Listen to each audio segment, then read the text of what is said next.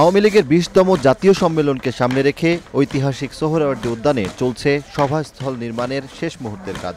উদ্যানের ঠিক মাঝখানে দলীয় প্রতীকের আদলে তৈরি করা হয়েছে বিশাল মঞ্চ, আর এর সামনেই তৈরি করা হয়েছে বিশাল প্যান্ডেল। সার্বিক নিরাপত্তায় ৬টি প্রবেশদ্বারে মেটাল ডিটেক্টর বসানো সহ সমগ্র সোহরাওয়ার্দী উদ্যানকে আনা হচ্ছে সিসিটিভি ক্যামেরার আওতায়।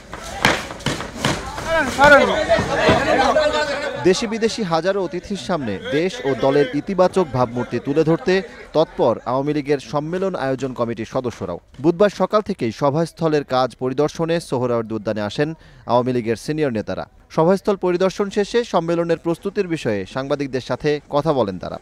এই সোহরাওয়ার্দী উদ্যানে একটা ঐতিহাসিক সম্মেলন হবে এবং একটা অত্যন্ত শক্তিশালী নেতৃত্ব সেখানে নির্বাচন করা হবে, যারা আগামী ৪ বছর বাংলাদেশ আওয়ামী লীগকে এবং বাংলাদেশকে এগিয়ে নিয়ে যাবে, সেই ধরনের নেতৃত্ব আসে বলে আমরা আশা করি।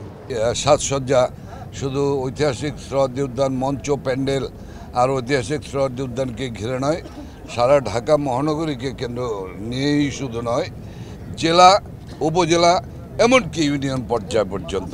আওয়ামী লীগের সম্মেলন দেশের রাজনৈতিক ইতিহাসে নতুন দৃষ্টান্ত স্থাপন করবে বলেও দাবি করেন সিনিয়র নেতারা। এছাড়া এই সম্মেলনের মধ্য দিয়ে দেশের নতুন নতুন রাজনৈতিক নেতৃত্ব বেরিয়ে আসবে বলেও আশাবাদ ব্যক্ত করেন তারা।